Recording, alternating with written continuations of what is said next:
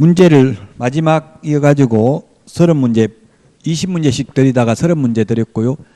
이제 3, 4월부터는 3, 4월은 오지선다행 문제 드리겠습니다. 3, 4월, 5, 6월까지는 7월달은 이제 문제풀이 하니까 따로 문제를 안 드리고 이론 정리되는 걸 내드리도록 하겠습니다. 자, 1번 분묘 소유자가 분묘기지권을 시효 취득하는 경우 지료를 지급할 필요가 없다 했는데 무상지료가 원칙이라고 했죠. 시효 취득만 무상지료가 원칙입니다. 20년간 평온 공연하게 점유한 경우. 자, 그 다음에 2번 분묘기지권은 권리자가 의무자에 대하여 그 권리를 포기하는 의사표시를 하는 외에 점유까지도 포기해야만 그 권리가 소멸되는 것은 아니다. 예, 의사표시만 하면 돼요. 묘 이장한다고 약속했으면 옮겨줘야 된다 이 말이죠.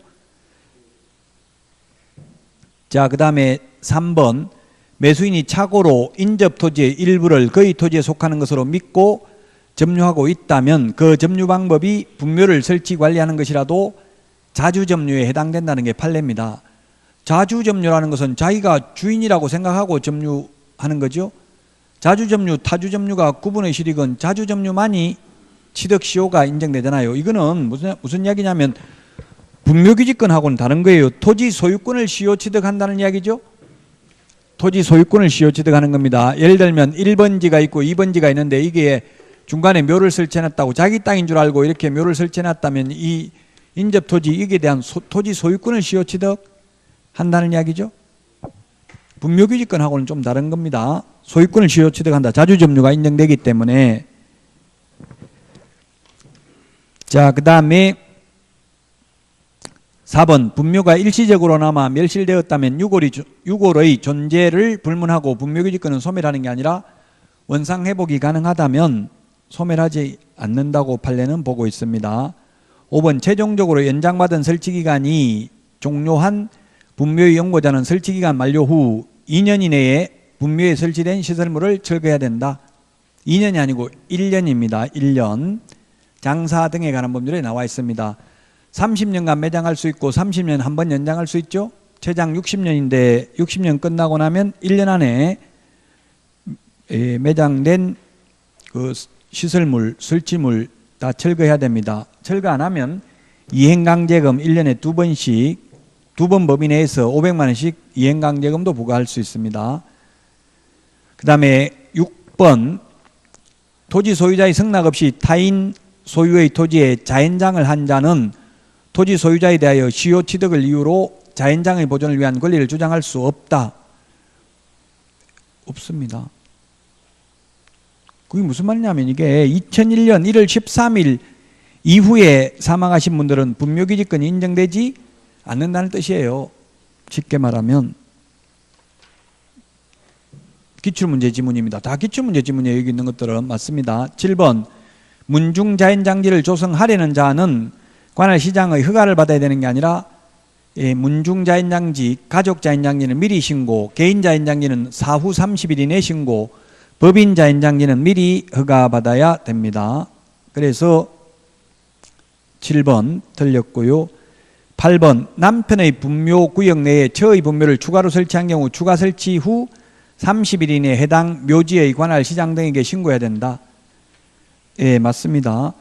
이거하고 좀 헷갈려 하는 게 인터넷에 질문하시는 분들 보니까 어떤 게 있냐면은 남편이 먼저 사망했다고 해서 분묘기지권에 의해서 새로운 분묘를 신설할 권능은 인정되지 않는다고 했죠. 그 나무 땅에다가 분묘기지권에 의해서 일방적으로 묘를 하나 더 설치하는 건 안 되지만 자기 땅에다가 합장하는 건 가능하잖아요. 그렇게 했으면 30일 이내에 신고를 해야 된다는 뜻입니다. 그 다음에 9번 분묘기지권은 분묘의 수호와 봉사에 필요한 범위 내에서 타인의 토지를 사용할 수 있는 권리이다.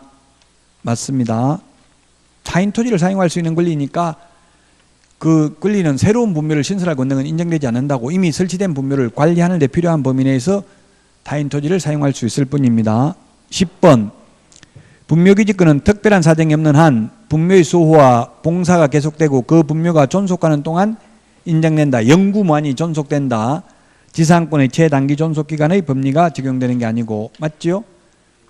그 다음에 11번 가족묘지 면적은 100제곱미터 이하이고 가족 묘지에 들어가는 분묘 1기의 점유 면적은 10제곱미터 이하입니다. 맞습니다. 12번 장래의 묘소, 가묘, 예장이라고도 합니다. 시신유골이 없는 이런 것들은 분묘기지권이 인정되지 않는다. 분묘에 해당되지 않는다. 13번 분묘의 특성상 타인의 승낙 없이 분묘를 설치한 경우에도 즉시 분묘기지권을 취득하는 게 아니라 20년 지나야 되죠. 즉시 X입니다. 14번 평장, 암장대에 있어서 객관적으로 인식할 수 있는 외형을 갖추고 있지 아니한 경우에는 인정되지 않는다. 맞죠? 봉분이 있어야 된다. 객관적으로입니다. 우리는 객관식 시험이기 때문에 전부 객관적입니다. 주관적으로는 시험에 거의 나올 게 없습니다. 다 객관적이라고 해야 됩니다. 객관식 시험이니까. 14번 맞습니다. 15번 분묘기지권의 효력이 미치는 범위는 분묘기지 자체에 한하는 게 아니라 분묘기지 주위의 공지를 포함하는 지역까지 미치며 그 구체적 범위는 개별적인 분묘를 보고 판단해야 되죠. 그래서 X고요.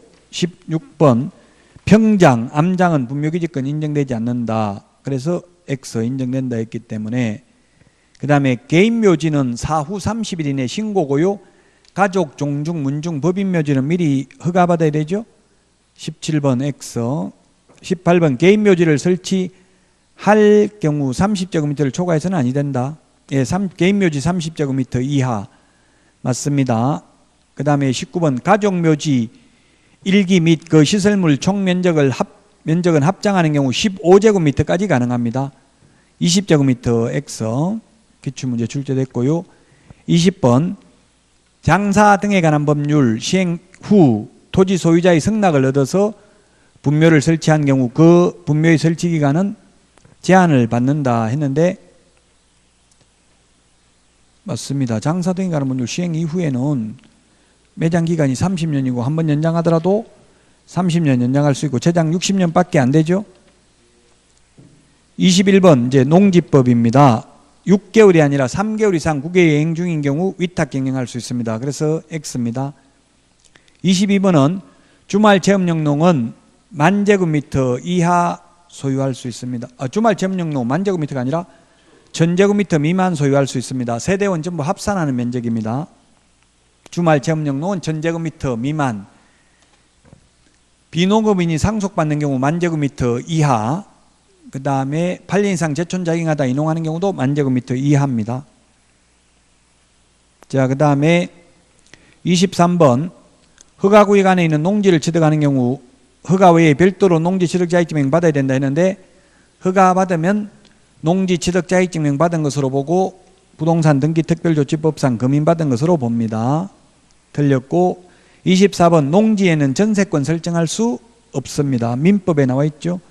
25번 농지 전용 협의를 마친 농지를 매수하는 경우에는 농지 취득자격증명이 필요하다 했는데 협의를 마친 경우에는 농지 취득자격증명 필요 없고요. 전용 허가나 전용 신고를 한 경우에는 농지 취득자격증명은 받아야 되는데 다만 농업경영계획서를 제출할 필요는 없습니다. 26번 농지 취득자격증명은 농지 취득의 원인이 되는 법률행위의 효력요건은 아니다. 예, 효력요건은 아니고 단지 소유권 이전 등기할 때 제출해야 되는 서류에 불과합니다. 그래서 26번도 맞는 말입니다. 예, 법률행위 효력요건은 아닙니다. 그 다음에 27번 주말 체험 농지의 목적인 경우에도 농지 취득자격증명은 받아야 합니다. 맞습니다. 다만 농업경영계획서 제출은 안 합니다. 28번 농지 소유자와 농업경영을 하려는 자 사이의 농지에 관한 임대차 계약은 서명계약을 원칙으로 합니다. 최단기 존속기간은 3년이라고 했죠. 농지. 어떤 분들 공법에서 농지법은 2문제밖에 안 나온다면서요. 농지법은 그래서 포기하고 시험 보려고 합니다. 이런 거 글 올린 분도 있더라고요. 농지법, 주택법, 건축법이 최고 중요합니다. 제가 볼 때는 3개 과목 합해서 16문제 나오고요. 국토의 계획 및 이용에 관한 법률 12문제 나오지만 공부할 분량은 훨씬 많죠. 국토의 계획 및 이용에 관한 법률이. 그 농지법 하셔야 돼요. 공법에서 두 문제 나오고 중개실무에도 나올 수도 있습니다. 농지법은 한 번만 보면 다 맞출 수 있어요. 거의. 29번 임대 농지를 양수한 자는 농지법에 따른 임대인의 지위를 승계한 것으로 본다. 최단기 존속 기간이 3년인데 만약에 중간에 농지 주인이 바뀌어도 임차인은 계속 3년 동안 농사 지을 수 있죠. 그리고 3년 농사 짓고 나갈 때 새 주인한테 돈 받아 보증금 받아 나갈 수 있다는 이야기입니다. 29번 맞습니다. 30번 5년간 농업 경영을 하다가 이농하는 경우 10,000제곱미터 이하 소유할 수 있다. 5년이 아니고 8년이죠. 8년 이상 제촌 작용하다 이농한 경우는 10,000제곱미터 소유할 수 있고, 비농업인이 상속받는 경우도 10,000제곱미터 소유할 수 있고, 그 다음에 주말 체험용 농의 경우에는 1,000제곱미터 미만이라고 했습니다. 세대원 전부 합산한 면적이 5년이 아니고 8년입니다. 5년은 어디 5년 나와요? 60세 이상으로서 5년 이상 농사 짓다가 힘들어서 농사 못 지면 임대차 할 수 있습니다. 지금 시골에 가면 그래서 60세는 어린애라고 했죠. 요즘은. 그럼에도 불구하고 옛날에 평균 수명이 평균 60세일 때 이게 농지법이 만들어지다 보니까 60세 넘어서 이제 힘들어서 농사 못 지으면 5년 이상 농사 짓던 사람은 60세 이상으로서 임대차 가능하다입니다. 그래서 5년, 8년 숫자 주의를 하셔야 되겠습니다. 자, 여기까지 해서 2월달 강의를 모두 마치도록 하겠습니다. 이제 3월달에 다시 처음부터 첫 진도부터 나갑니다. 새로운 마음으로 다시 찾아뵙도록 하겠습니다. 수고하셨습니다.